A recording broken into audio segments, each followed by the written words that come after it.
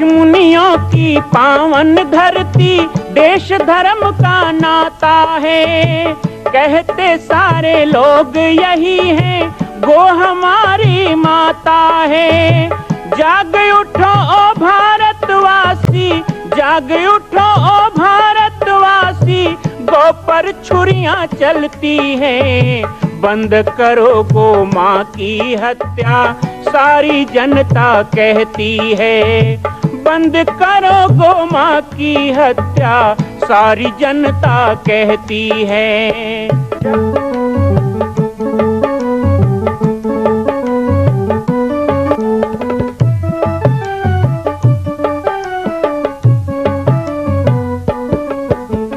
जगह जगह पर बूचड़ खाना, लाखों गौएं कटती हैं। किसे सुनाए व्यथा हमारी, नैना नीर बहाती हैं।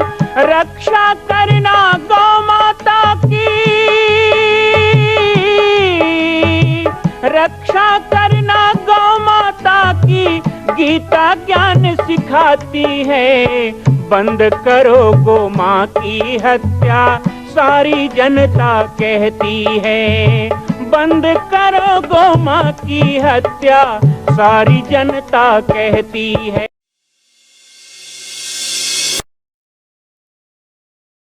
जय श्री राम, जय गो माता, जय गोपाल। आज सर्वसिद्ध शक्तिपीठ श्री जामरी पाटेश्वर धाम से मुझे आप सबके सम्मुख कुछ विषय रखने के लिए आना पड़ा। जैसा कि आप सभी जानते हैं कि पूरे विश्व में भगवान राम के लाखों मंदिर हैं, पर छत्तीसगढ़ में जिसने जन्म लिया, ऐसी गौरवमयी छत्तीसगढ़ की बेटी माता कौशल्या का एक भी कोई विशाल मंदिर नहीं है। ये 15 वर्षों से श्री जामरी पाटेश्वर धाम, जिला बालोद, छत्तीसगढ़ में मां कौशल्या का मंदिर बन रहा है। 3 मंजिल का 108 फीट ऊंचा, 65 फीट चौड़ाई और 136 फीट लंबाई का यह मंदिर, जिसकी क्षमता लगभग 10,000 लोगों के बैठने की होगी। इस मंदिर के निर्माण को राजस्थान के ठोस पत्थरों से किया जा रहा है। इस निर्माण में कई बाधाएं आती हैं, निर्माण रुका हुआ है, लेकिन अब निर्माण को पूर्ण करने के लिए त्रिवर्षीय संकल्प महाअभियान की यह श्रृंखला चल पड़ी है। सैकड़ों लोग इसमें जुड़ रहे हैं। मैं एक बार आप सबसे भी निवेदन करूं, जिस तरह हमने अयोध्या में बनने वाले रामलला के मंदिर के लिए तन मन धन से साथ दिया, वैसे ही छत्तीसगढ़ में बनने वाले मां कौशल्या के पावन धाम के निर्माण में मुक्त हस्त से दान दें। 3 साल के लिए आप एक निश्चित राशि का संकल्प करके हमारे नीचे चल रहे मोबाइल नंबर पर व्हाट्सएप करें। आप 5103 वर्ष तक, 11,003 वर्ष तक, 21,003 वर्ष तक, क्षमता हो तो 1 लाख रुपए, 11 लाख रुपए, 5 लाख रुपए भी कर सकते हैं। याद रखिएगा, यह अवसर अब 2-3 वर्षों तक ही मिलेगा, क्योंकि आने वाले 2-3 वर्षों में इस मंदिर का निर्माण पूर्ण कर लिया जाएगा और शिखर चढ़ेगा। माता कौशल्या गोद में रामलला को लेकर बैठेंगी।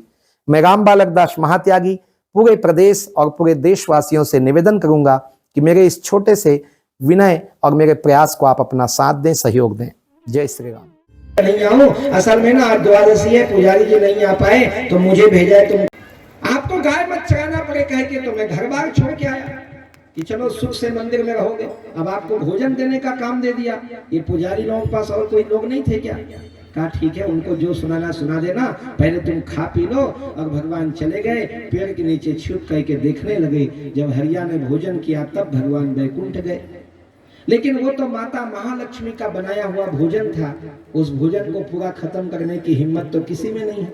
अन्नपूर्णा का परोसा हुआ भोजन, जितना खाना था खाया, कुछ पोटली में बांध लिया और अपने कंधे में डाल लिया। और शाम हुई, मंदिर आया, गायों को बांध दिया और पुजारी के पास गया। अरे पुजारी जी, बोले हाँ क्या हुआ? बोले आपसे बात करनी है। बड़े नाराज दिख रहे। अच्छा लगता है आपको आज भोजन नहीं मिला? अरे गलती हो गई। बोले भोजन क्यों नहीं मिला? भोजन तो मिला था, लेकिन एक बात की मुझे शिकायत है।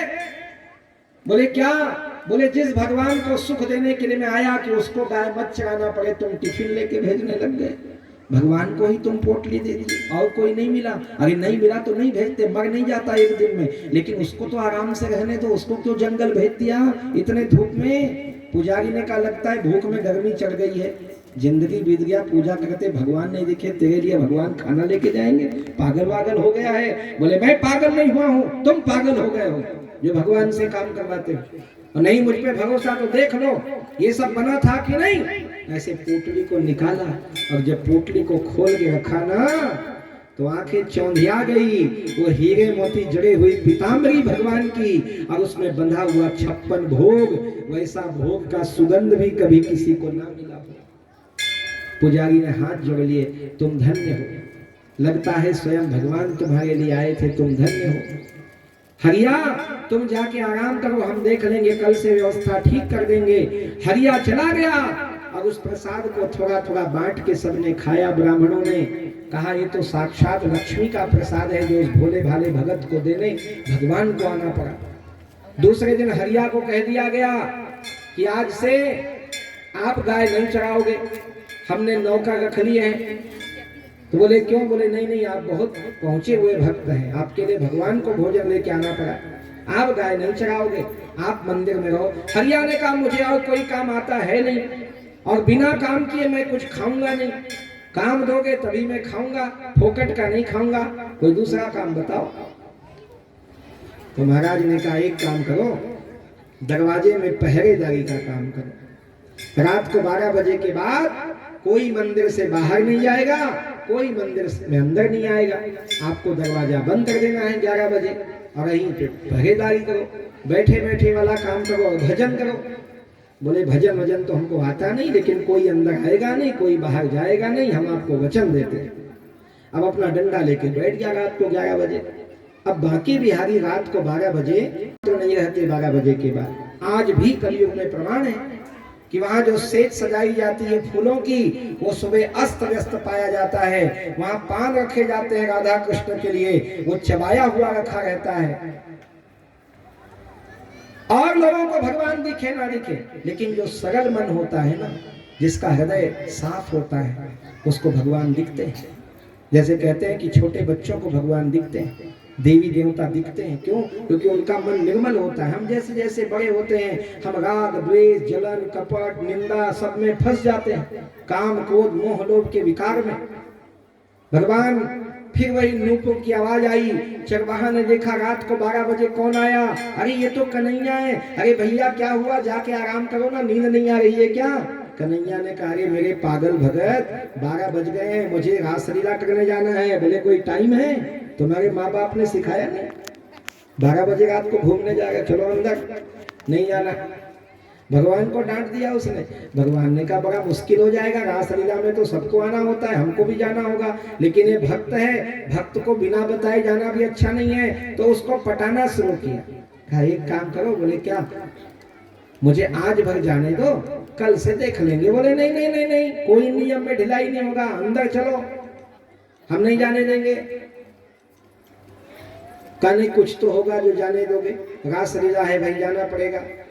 तो उसने कहा चलो बहुत जरूरी आपका कार्यक्रम है, आपको जाना ही है, तो एक काम हो सकता है, मुझे लेके चलो साथ में। भगवान ने कहा तुम तो सारा खेल बिगाड़ दोगे वहां जाके, और वैसे भी रासलीला में केवल गोपियां आती हैं, वहां तो शंकर को भी अलाउ नहीं आने, तो तुम कैसे जा सकते हो? बोले हमको नहीं पता क्या करना है, हमको साथ में लेके चलोगे तो ठीक है, क्योंकि यदि बीच में पुजारी उठ गया और आप मंदिर में नहीं रहोगे तो हमको तो कहेंगे ना कि कहाँ चला गया भगवान, तुमने रोका नहीं। उसको ऐसा लगता है कि भगवान भी ऐसे हैं, लोग भगवान को मूर्ति समझते हैं, लेकिन वो भगवान को भगवान समझता है, क्योंकि जहाँ भाव होता है ना वही भगवान होता है, बिना भाव के भगवान नहीं। हरिया ने कहा मुझे लेके चलो, तो बाद में कहते बनेगा कि भगवान भोग हो गए थे घुमाने ले गया था, ऐसे कहते बनेगा ना, लेकिन साथ में लेके चलोगे तब तो, अकेले तो नहीं जाने दूंगा। और भी इतना सारा सोना चांदी पहने, कोई लूट लेगा तो, चोर मिल गया तो। भगवान ने कहा तुम जानते नहीं हूं मैं कौन हूँ, सर्वशक्तिमान हूँ, लेकिन चलो साथ में चलो। वही ले गए और निधिवन सेवा कुंज में ले जाकर दरवाजे में खड़ा कर दिया। कहा इसके आगे आप नहीं जा सकते, अंदर रासलीला हो गई है, यहीं खड़े रहो, मैं 2 घंटे में आऊंगा तो साथ में चलेंगे। रात के 2 बज गए थे, भगवान रासलीला करने लगे। कहते हैं कि रासलीला करते करते भगवान कृष्ण के पांव का एक पायल टूट जाता है, और वो पायल उसको मिला हरिया को।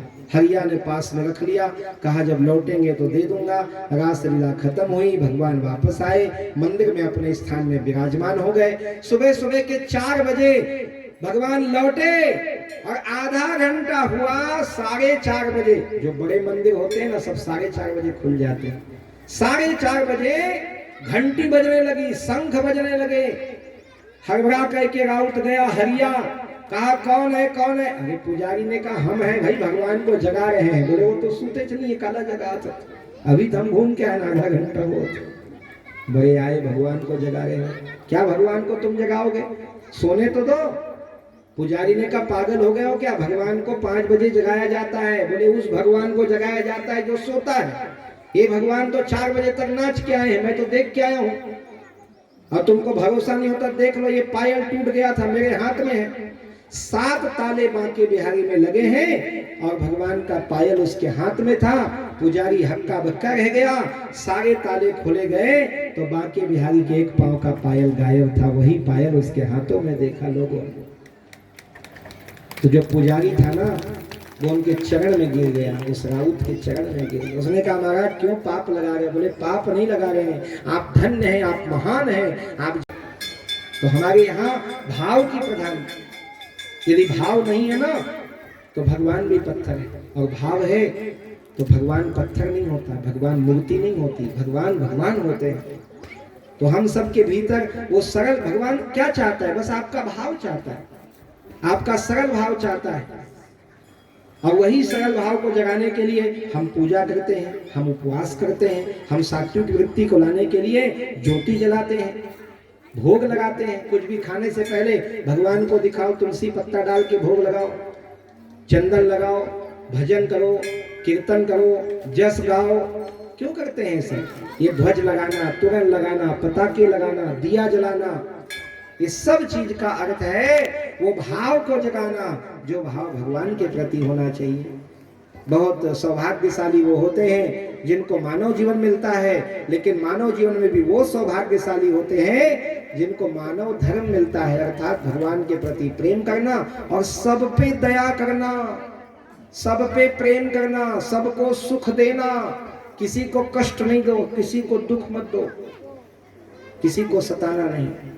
यदि माता जगत जननी है तो जगत जननी क्या करती है? सबका पालन करती है। तो जिस संसार का पालन माँ भगवती करती है, उस संसार का किसी भी तरह से नाश हमें नहीं करना चाहिए। हमारे संतों का संदेश है। श्री पाटेश्वर धाम के 12 बड़े बड़े यज्ञों के आयोजन होते हैं, बड़े बड़े कार्यक्रम होते हैं, अलग अलग क्षेत्रों में आयोजन होते हैं। सनातन धर्म की रक्षा के लिए प्रयास होते हैं। संस्कार वाहिनी के माध्यम से गांव-गांव में, क्षेत्र क्षेत्र में समूह बनाए जाते हैं। आपके क्षेत्र में भी समूह बनाने का प्रयास करें। और मैं तो चाहूंगा कि राउर वही जो है वो केंद्र बने, आप आयोजक बने और आप लोग मिलकर एक समूह बनाए। और उस समूह के माध्यम से पाटेश्वर धाम की घोषणा है कि क्षेत्र में कोई भी यदि हमारा परिवार किसी भी जाति पाति धर्म को मानने वाला हो, हमारा परिवार बहुत बड़ा परिवार है, ये पूरा मानव समाज हमारा परिवार है, ये भगवान का परिवार हमारा परिवार है। हिंदुवा सोदरा सर्वे न हिंदू प्रीतो भवा कहा गया। सभी हिंदू हैं, कोई जाति पाति छोटा बड़ा, गिरिवासी, वनवासी, आदिवासी के नाम में हमें बरगलाए तो उनको बताओ कि हम एक ही धर्म को मानने वाले लोग हैं। वो मानव धर्म है, वो सनातन हिंदू धर्म है। ये जाति पाति क्या होता है? तो ऐसे किसी भी जाति पाति पंथ का कोई भी यदि दुखी हो, दरिद्र हो, जरूरतमंद हो, कोई गरीब अपनी बेटी की शादी का नहीं कर पा रहा हो, पाटेश्वर धाम उनके शादी का भी खर्चा उठाता है। स्कूल जाने वाले बच्चों को साइकिल हो, चाहे माताओं को सिलाई मशीन का प्रशिक्षण हो, चाहे स्वरोजगार हो, चाहे स्वावलंबन हो, यहाँ तक यदि हमारी बहन बेटियां 11वीं 12वीं के बाद गरीबी के कारण आगे नहीं पढ़ पा रही हैं तो एक फोन हमारे नंबर पर करना, उनके पूरे पढ़ाई का खर्चा भी हम उठाते हैं। पाटेश्वर धाम के द्वारा उनको शिक्षा दीक्षा दी जाती है। तो ये इसका नाम है संस्कार वाहिनी। इनका भी पूरा भगवा ड्रेस होता है और सब धर्म के लिए काम करते हैं। इस तरह के अच्छे अच्छे काम आयोजित करते हैं। तो आप ऐसे प्रकार के समूह बना सकते हैं, जोड़ सकते हैं।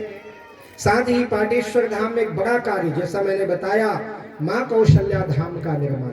देखो 500 साल के इंतजार के बाद कहते हैं कि अयोध्या में 500 साल इंतजार करना पड़ा। किसके लिए? राम जी के मंदिर के लिए। तो एक बात बताओ, रामलला की स्थापना के लिए 500 साल इंतजार करना पड़ा, तब अयोध्या में राम जी की स्थापना हुई।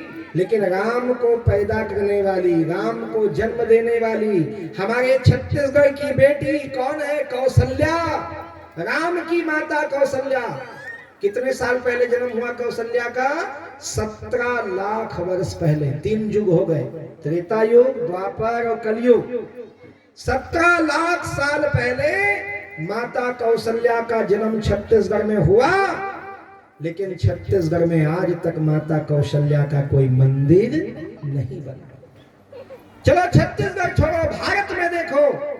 मैं दुनिया जाके देखा, राम जी के लाखों मंदिर हैं, पर माता कौशल्या का मंदिर, और वो भी इतना बड़ा, जैसे जगन्नाथ उड़ीसा में, रामेश्वरम तमिलनाडु में, जैसे गुजरात में द्वारका धाम, जैसे हम जाके देखते हैं बड़े बड़े धाम, मंदिर, दिवाले, ऐसा 1 लाख वर्ष से हमारी बेटी, हमारी माता कौशल्या इंतजार कर रही है कि हमारा भी कोई मंदिर बने, और जहां पर गोद में रामलला को लेकर मां कौशल्या विराजमान हो।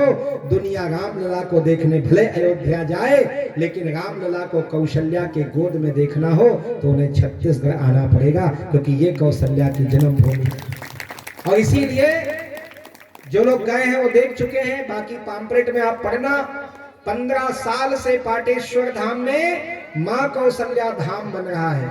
108 फीट ऊंचा, 136 फीट लंबा, 65 फीट चौड़ाई का यह मंदिर, जो ईटा सीमेंट से नहीं बन रहा है, इसमें लोहा, रेती, गिट्टी नहीं लग रहा है ना। जो लोग गए देखे हो, ये राजस्थान से पत्थर आता है ट्रक में, 4 टन 5 टन वजन का एक खंभा, और वो सब वहां स्थापित किया जा रहा है। मां भगवती कौशल्या का जो मंदिर है, नीचे तल में भगवान भोलेनाथ, दूसरे तल में माता कौशल्या गोद में राम को लेके बैठेंगी, और तीसरा मंजिल जो है वो पंचमुखी हनुमान का होगा। ये दिव्य धाम पाटेश्वर धाम में कौशल्या धाम के रूप में बन रहा है। 25 करोड़ की लागत से बनने वाला ये जो विशाल मंदिर है, इसकी स्थापना के लिए भी कब बनेगा, तो अभी मन में विचार आया। अभी 6 महीना पहले ही संकल्प हुआ कि आने वाले 2026 में मां कौशल्या की भव्य मूर्ति की स्थापना की जाएगी, मंदिर को पूर्ण किया जाएगा। अब अयोध्या में रामलला, तो छत्तीसगढ़ में मां कौशल्या का भी दर्शन लोग कर सकेंगे। और आप सबका तो सौभाग्य है कि हम बहुत पास के रहने वाले लोग हैं, यहाँ से कोई इतना दूर भी नहीं है। मैं अभी चल के आ रहा हूँ, लगभग 70 किलोमीटर दूर में जामरी पाटेश्वर धाम है। जो नहीं गए हैं उनको भी मैं निमंत्रण दूंगा, समय निकाल कर आप सभी आए। और आपको ज्यादा पूछने की जरूरत नहीं है, सबको ले जाने के लिए तो माता जी बैठी है, अब वो तो कह ही चुकी हैं कि भाई हम बाबा जी को। मां कौशल्या का मंदिर बन रहा है, संकल्प हो चुका है, लेकिन आप अभी भी शांत बैठे हैं।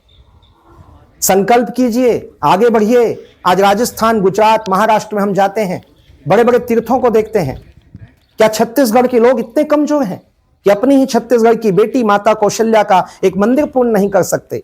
एक संकल्प माता कौशल्या के नाम। आइए और संकल्प में जुड़िए। बाकी जानकारी आपको मिल रही है और व्हाट्सएप पर आप संपर्क कर सकते हैं। एक बार सबको सहयोग करना है। मां कौशल्या की पावन जन्मभूमि छत्तीसगढ़ प्रांत में बालोद जिला में स्थित है श्री सर्वसिद्ध शक्तिपीठ जामड़ी पाटेश्वर धाम।